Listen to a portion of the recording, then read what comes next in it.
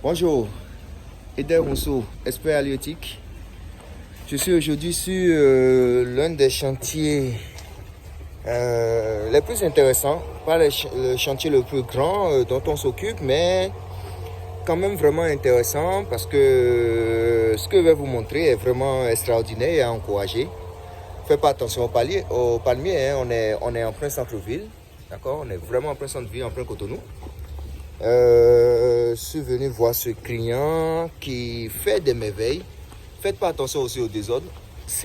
Tout est en chantier, d'accord? Ça prend encore petit à petit, mais tout est en chantier.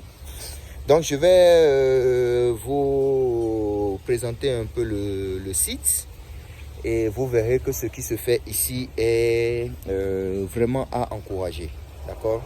Est vraiment à encourager.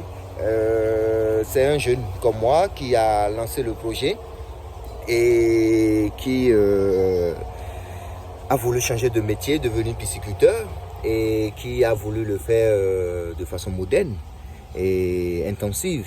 Donc il a lancé ce projet, il a commencé par la construction des bassins qui sont derrière moi là. Je vais tout vous présenter tout à l'heure, soyez pas trop pressés. Mais c'est très intéressant de narrer un peu le parcours, en tout cas au moins le parcours depuis que je l'ai rencontré. En fait, il avait commencé par les bassins, il utilisait des aérateurs. Vous savez tout ce qu'il y a derrière les aérateurs, consommation d'énergie, pas une très forte productivité. En gros, on peut produire du tilapia en hors-sol, ça n'a jamais été impossible. Mais le faire cette production-là de façon rentable a toujours été impossible parce qu'il n'y avait pas de dispositif correct pour apporter de l'oxygène à moindre coût aux poissons. Donc il utilisait les aérateurs, il avait beaucoup de difficultés à faire grandir les poissons. Et il est tombé sur nous, sur l'une de nos vidéos. Il nous a contactés, il est venu, on a échangé sur notre site, on lui a présenté ce qu'on fait. Ça l'a intéressé, il nous a invités pour une visite d'expertise sur son site à lui, en plein Cotonou, et pour nous montrer ce qu'il faisait déjà et ce qu'on pense qu'il peut faire maintenant pour vraiment rentabiliser son activité. Donc, je vais arrêter de vous montrer ma tête et on va partir un peu dans le but du sujet. Du coup, ce jeune homme ici, il avait construit 10 bassins de 9 mètres carrés, ou 9 mètres cubes si vous voulez, c'est du 3 sur 3 hauteur 1. Et du coup, il produisait dedans avec les aérateurs, vous voyez, il y a toujours des fils qui traînent de ces aérateurs-là. Et en ce moment, quand il nous a rencontrés, il a commandé, vous voyez, ça c'est les Maui, d'accord? Ce sont les anciennes versions. Ceux qui travaillent avec nous depuis longtemps connaissent aussi ces versions-là parce qu'il y a pas mal de clients qui ont ça. Et du coup, il avait commandé un modèle qu'on lui a installé. À peine 2 mois, il a vu qu'il y avait vraiment une nette différence dans ce qu'il observait. Les poissons mangeaient beaucoup mieux, les poissons grandissaient et là, ça partait. Du coup, il a pris 2 autres. C'est pour ça que sur son site, vous avez 3. Il y a un Maui, un deuxième, un troisième. D'accord? Donc ça a marché. Avant de nous connaître, il avait des poissons qui étaient là depuis plus d'1 an, qui ne grandissaient pas. Et depuis qu'on a commencé à travailler ensemble, il a déjà vidé tout son stock. Ça fait à peine quoi, 6 mois ou quelque chose comme ça qu'on a. En tout cas, ça fait moins d'1 an qu'on travaille avec lui. Donc il a déjà vidé tout son stock. Avant, parce que tous les poissons sont déjà grands et il les a vendus. Et du coup, il est en train de relancer un autre cycle, mais qu'il est en train de relancer un peu grand, toujours avec notre accompagnement. Parce que moi, je lui ai dit, écoute, c'est vrai, tu es jeune, tu as tes moyens de bord, mais ça serait pas mal de rêver grand, d'accord? Et tes petits volumes sont trop petits. Et le tilapia, qu'on le veuille ou non, est plus intéressé par l'espace que par le volume. Donc, je lui ai recommandé d'avoir du volume. Alors, quand je lui ai recommandé ça, ce que nous avons fait en premier, c'est de construire ce bac au sol. D'accord? Je rappelle toujours qu'on est en plein Cotonou.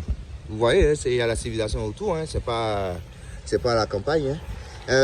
Donc, en plein Cotonou, du coup, il y a ce bac au sol de 40 mètres carrés. D'accord? Et celui-ci sortira 1 tonne de poisson minimum, d'accord, par an. D'accord, il peut aller à 1,5 tonne et 2 tonnes s'il met assez de pompes. Ok? Donc là, maintenant, il y a déjà du poisson qui tourne. Et comme vous pouvez voir, il y a une seule pompe qui tourne pour l'instant, qui prend l'eau, la met dans le Maui. Vous connaissez déjà le principe, je ne vais pas perdre du temps là-dessus. L'eau s'enrichit en oxygène et redescend là. D'accord? Donc, et pardon, l'eau sort là et sort aussi de ce côté, vous voyez un peu de bulle là-bas. C'est aussi de l'eau oxygénée. Donc, il a conçu on a fait ce bac au sol et du coup, il a trouvé que ça c'est vrai, c'est intéressant quand on va sur de gros volumes aussi. D'accord, on peut le faire à petite échelle, mais quand on a les moyens de le faire à grande échelle, why not, il faut y aller. Donc, juste derrière ça, je lui ai dit, écoute, ce qu'on peut faire, c'est associer tes tout petits bassins et en faire de grands. Ok? Et je pense que mes idées ayant fait les preuves, ils me coûtent un peu plus. Donc, résultat des courses, vous voyez là, vous avez un réservoir de 45 mètres cubes qui, il y a quelques semaines, était plutôt 5 réservoirs de 9 mètres cubes. Donc, nous avons tout associé. D'accord? Et on a installé de bâches dedans pour garder un peu l'étanchéité à moindre coût, au lieu d'aller sur du ciment qui va s'infiltrer, etc. Et autres. Non, on a mis de bâches directement. Et pareil, ce réservoir a son Maui qui prend l'eau, l'envoie au Maui, l'eau s'oxygène et ressort. Et dans ce cas, l'eau est distribuée un peu partout. D'accord? Et du coup, on est en train de faire pareil de ce côté. D'accord? Avec ces bassins-là aussi qu'on va associer. Donc, vous imaginez un peu une tonne par ici, une tonne par là, une tonne là. Et c'est pas fini. Je vais vous montrer la suite tout de suite. Alors, donc, je vous disais, le plan, c'est que ce bloc qui est maintenant un bassin, puisque on les a communiqués, qui fait du 45 mètres carrés, sortira minimum une tonne par an. Ça, là, c'est très, très sûr. D'accord? Ça peut conduire une tonne dans le cycle. Mais pour les queues de l'eau qui peut-être auront des retards de croissance, ça va le conduire. Ça va sortir minimum une tonne, voire une tonne 5 chaque année. Donc, partons sur le principe de une tonne. D'accord? On voit le minimum et après on verra on verra là où ça va nous pousser, puisque ce sont les premiers cycles. C'est sur les premiers, deuxième cycles qu'on tire les conclusions définitives pour savoir ce qu'on peut faire. D'accord, c'est pas comme les étangs ou les cages qui vont se dégrader dans le temps. C'est que ici, nous on décide. D'accord, on a le pouvoir de décision sur les performances qu'on peut l'offrir, offrir à chaque mètre cube, les capacités qu'on peut offrir à chaque mètre cube d'eau et ce qu'on attend de ce mètre cube d'eau. Donc, une fois qu'on connaît la limite maximale de notre mètre cube d'eau et ce qu'on peut faire avec, c'est nous qui décidons est-ce qu'on t'exploite à 100% ou on t'exploite à 50%, 60%, etc. Et autres. Et vous rappelez la formule que j'ai balancée la fois passée, TN égale à IC fois TCS, où j'ai dit que c'est une formule très puissante. Cette formule nous permet de faire beaucoup de choses. J'avoue, ce client, il connaît déjà un peu certaines choses sur cette formule, mais pas encore la totalité. Mais ce qu'il connaît fait qu'il comprend beaucoup mieux tout ce que je lui présente comme opportunité, comme possibilité. Et là, moi, je suis très, très content de voir des gens en plein centre-ville qui font des merveilles pareilles. Et ça ne peut qu'être encouragé parce que ce qu'il fait ici permet vraiment de faire avancer la production locale. Parce que vous imaginez, là, il est sur un carré, d'accord, un simple carré, et il peut sortir jusqu'à 3 tonnes par an. C'est énorme, d'accord, c'est vraiment énorme. C'est impossible de dire que c'est négligeable. En plus, il fait du bac au sol, donc il est sur un amortissement d'au moins 10, 15, voire 20 ans. Tout est tout bénef, d'accord? Tout est tout bénef. À part peut-être les pompes qui vont avoir une durée d'amortissement moins élevée. Tout le reste, ce sont des infrastructures qui vont durer vraiment dans le temps. Donc, c'est des investissements vraiment sûrs. Et je pense que si on continue comme ça, peut-être qu'à un moment donné, les banques vont pouvoir suivre ce genre de projet, d'accord, qui vont aller sur du long terme et qui vont avoir des rentabilités vraiment stables. Parce que ici, on contrôle tout. Et ce qui est intéressant dans la production en eau-sol, c'est que la mortalité, il faut y aller pour en trouver. Il faut y aller. On peut avoir des défauts de croissance, mais mortalité en eau-sol, c'est très, très compliqué. Il faut que le système soit vraiment, vraiment dégradé. Donc, quand on a le contrôle sur beaucoup de choses, vraiment, on s'en sort. Et moi, je suis très fier de comment ça évolue.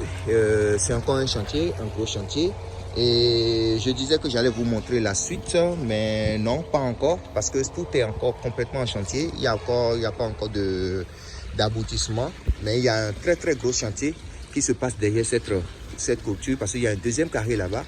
Et quand ce deuxième carré va rentrer dans le jeu, le minimum, quand ce site va tourner en plein régime, en plein Cotonou, le minimum qui sortira d'ici sera de minimum 5 tonnes chaque année.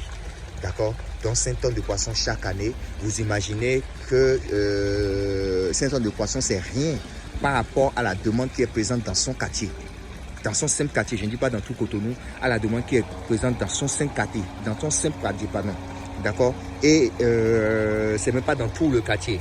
Parce que on a fait des observations, des études réelles où on a investi nos propres sous pour essayer de ramener du poisson et voir l'engouement, la demande autour. Et on sait que la demande est là et elle est vraiment, vraiment là.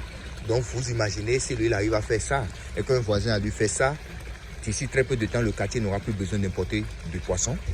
Et si ça se reproduit partout dans le pays, très rapidement, on n'aura plus besoin de produire du poisson. Donc aujourd'hui, l'énergie fait partie des intrants, d'accord, et permet de produire du poisson sain, du poisson vraiment sain. Parce qu'il y a eu des discours, est-ce que c'est du bon poisson, etc. et autres. Je vous dis, niet, ça marche correctement. Même les restaurants sont abonnés, d'accord, à des poissons et il n'a jamais eu de mévente, il n'en aura jamais parce que le poisson qui est fait ici est produit avec amour, on lui fournit tout, le poisson ne souffre pas, on lui fournit de l'oxygène, on renouvelle son eau, on lui donne de l'aliment sain et en parlant d'aliments, dans ces systèmes on n'utilise pas n'importe quel aliment, d'accord, on utilise du feed, pas du food, on utilise de l'aliment, pas de la crovande, donc on n'utilise pas n'importe quel aliment et du coup quand tu n'utilises pas n'importe quel aliment, le poisson a ce qu'il faut comme valeur nutritionnelle pour bien grandir et que derrière tu lui mets en place les conditions qu'il faut. En tout cas, quand tu respectes la formule dont je vous ai parlé, franchement, on a des résultats très, très, très intéressants. D'accord? Donc, vous voyez, la pompe qui tourne et ça marche ici. L'autre sera bientôt fini. Il y a un système solaire qui est relié à un panneau solaire. D'accord? Qui, dès qu'il y a le soleil, envoie de l'eau neuve dans les réservoirs pour renouveler un peu l'eau. Et après, ça s'éteint et c'est la pompe qui, elle, 24 heures sur 24, fait tout le travail. Ouais, à chaque fois, on s'approche des bacs, les poissons veulent la manger parce qu'ils sont vraiment en condition et tout va super nickel. Franchement, je suis très content aussi du travail qu'on fait ici. C'est vrai qu'il y a des projets beaucoup plus gros qu'on a sous la main, mais je suis très, très content des particuliers qui s'investissent et qui ont des résultats de ce genre. Cette vidéo commence à être très longue. Le promoteur n'est pas là actuellement. Il sera là peut-être à la prochaine occasion quand je vais venir et il va pouvoir se prononcer sur ce qui se passe. Mais dans tous les cas, je peux vous assurer que ce qui se passe ici est vraiment, vraiment intéressant. Et ça fait plaisir. D'accord, ça fait plaisir. C'est pour ça qu'on se bat, pour qu'on puisse produire localement. Et aujourd'hui, on a des clients comme ça au Bénin, mais on en a déjà plein aussi dans la sous-région. Beaucoup de personnes qui commencent à comprendre comment ça marche et que la solution est là et qu'il faut se baser là-dessus pour avoir les résultats qu'on espère depuis des décennies. Et du coup, ça fait que la production avance correctement et on ne peut qu'être heureux d'observer ce genre de résultats-là. Et on va continuer sur cette lancée, et du coup, je suis sûr que d'ici quelques années, malheureusement pour l'instant, on n'a que des particuliers qui se débattent correctement et de façon très très respectable avec le fonds. Bientôt, il y aura sûrement des barrières de fonds qui vont rentrer dedans parce que désormais il est possible de produire du tilapia au Bénin en eau sol à grande échelle. Et là, si on met tous les moyens qu'il faut, on pourrait aller jusqu'à 80 tonnes à l'hectare. Mais pour l'instant, les prévisions qu'on fait, par exemple ici, quand on fait les estimations, lui, il produit à du 40 tonnes à l'hectare. D'accord? Ce qui n'est pas mal du tout. Ce qui n'est pas mal du tout parce que même s'il était à du 20 tonnes à l'hectare, tout en utilisant la formule dont je vous ai parlé, tout arrive finalement à s'harmoniser, si vous voulez, d'accord, entre le coût de l'énergie, le coût de l'aliment, tout s'harmonise au fur et à mesure qu'on met les densités. C'est juste qu'il faut savoir comment utiliser cette formule, comment utiliser ces données-là pour pouvoir prendre des décisions précises par rapport aux objectifs, par rapport aux ressources à la disposition du promoteur. Et c'est un tout, c'est assez complexe quand on ne connaît pas, mais dans le fond, c'est pas si complexe que ça. Mais dans tous les cas, nous avons décidé de nous investir pour faire avancer la production locale. Et du coup, ces connaissances qu'on a nous permettent de